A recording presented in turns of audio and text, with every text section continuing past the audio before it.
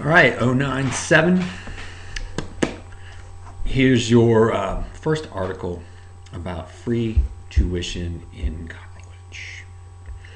All right, I'm going to give you the link to this document in the comments on the video or in the video description so that you can go here and you could use this if you like.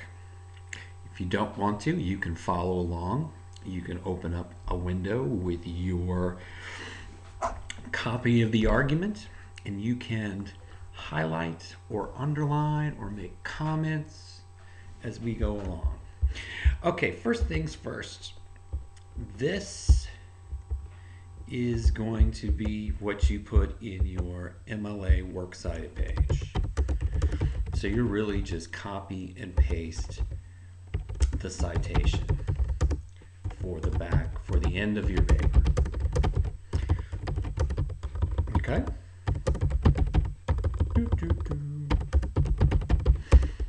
And you will title that last page works cited, and then you copy and paste it, and that goes in there. It's free college tuition raises concerns. Okay. If you are going to be citing this particular essay in your, newspaper article in your essay, you're going to use this parenthetical reference, Toe Hill 1. It's only one page of an academic essay. You'll notice it does go on for 4 pages, but a lot of it is blank, and it's not formatted like it was on the internet. On the internet, it is a one-page article, so it would be page 1. Here is your other information. Governor Andrew Cuomo took the first step in creating accessible college education statewide. This takes place in New York. On April 12th, Cuomo signed legislation that will enact the first in the nation Excelsior scholarship program that will provide tuition-free college for both SUNY and CUNY institutions to middle-class families and those who may not have been able to afford it beforehand. Background. This is kind of the program that Maryland has enacted. Maryland has our own free community college tuition program. This is the one based in New York. It's called the Excelsior program. If you're a Marvel fan, you'll recognize that from Stan Lee's Excelsior. Paragraph 2. Under this plan, families making under $125,000 yearly will qualify for tuition-free college, meaning that 80% or more than 940,000 families with college-age children will be eligible. This could be used, this piece right here could be quoted in part of your introduction.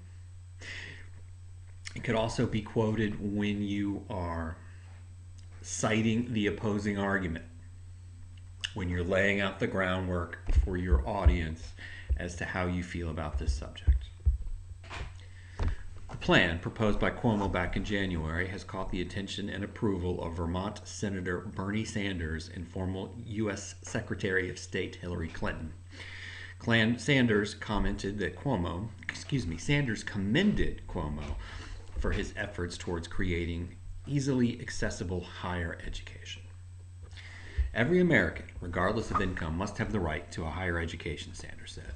I congratulate Governor Cuomo and New York State for helping lead the nation in that direction. You could use that Sanders quote if you're a pro. Here's some more neutral information. A driving force behind the plan lies in the estimation of 3.5 million jobs in New York State requiring an associate's degree or higher by the year 2024. The Excelsior Scholarship Program will be implemented in phases over the next 3 years. Beginning in 2017, families making under $100,000 will be given the opportunity to apply for the program. Then the next year, the cap will be raised to 110, then to 125 in subsequent years. So for most people, that's free college tuition. Most people don't make that much money here, at least in Maryland.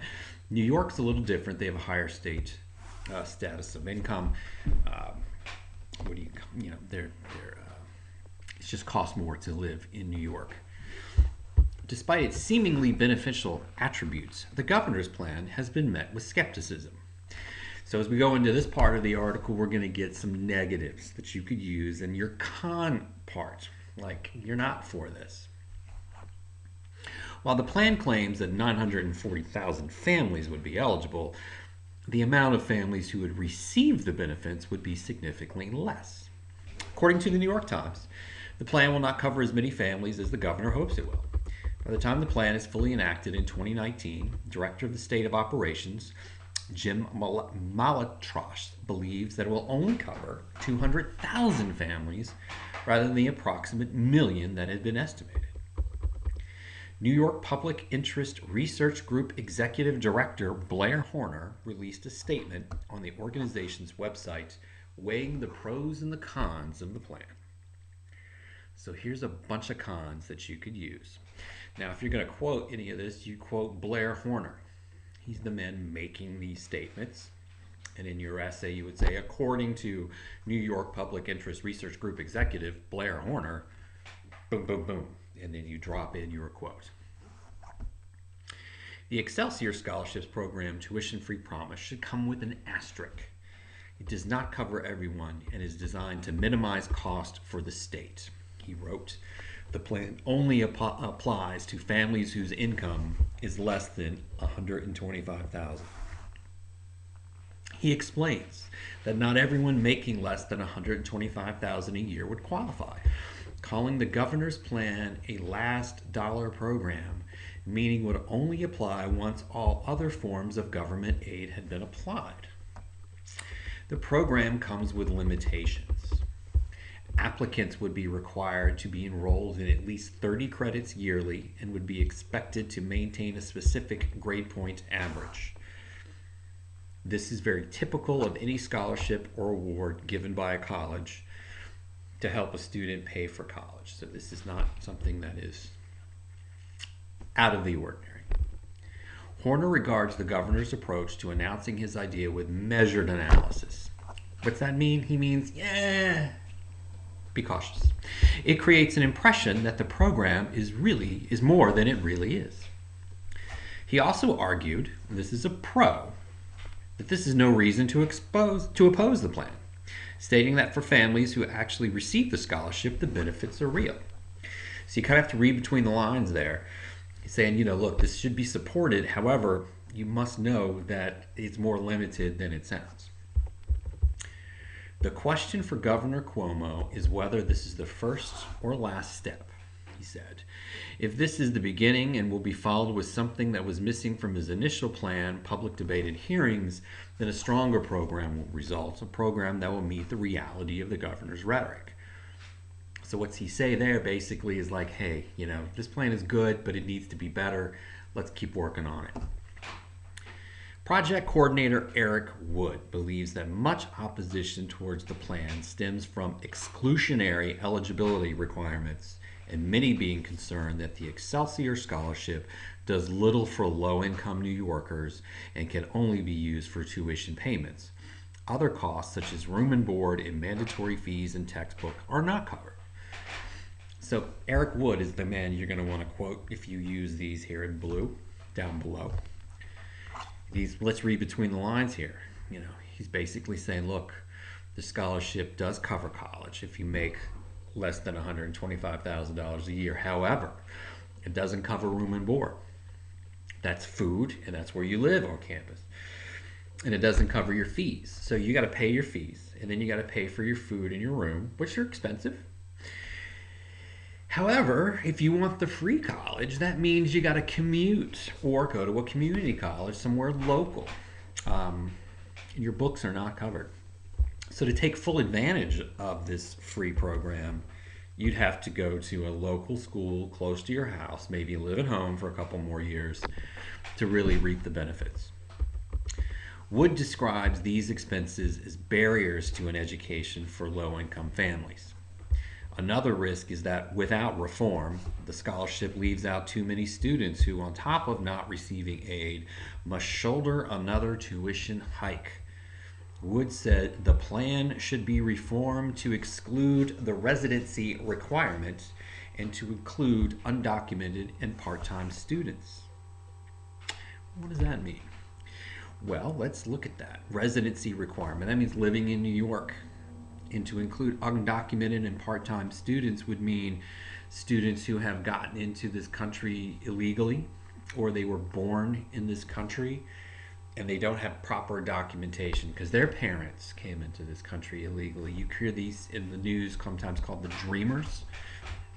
Anchor babies is the pejorative or negative term applied to some of these folks. Basically, they're here without proper paperwork, and they're trying to extend their stay. And this is a criticism of the program. Those kids would not be allowed to use the free money. And to include part-time students, meaning older adults, possibly, or students who are doing more working, or taking care of elderly, or doing many number of things while going to school part-time. Part-timers should be included too, which is a really excellent point, frankly. Specifically on the SUNY New Paltz campus, the Excelsior Scholarship Program is met with mixed reviews. Here's some pros and here's some cons. Again, the pros are in yellow, blues are cons. While some students see the plan as an opportunity to diversify a college population and give everyone equal opportunity, some are not so quick to jump aboard. First-year marketing major Julian Francisco says he's all for the plan as long as it's what it's made out to be. Tuition-free college would be great. It would give an opportunity for higher education to people who maybe hadn't had it otherwise, he said. My only worry lies in logistics behind the entire plan. Is it really what it's made out to be? Where is all this money coming from?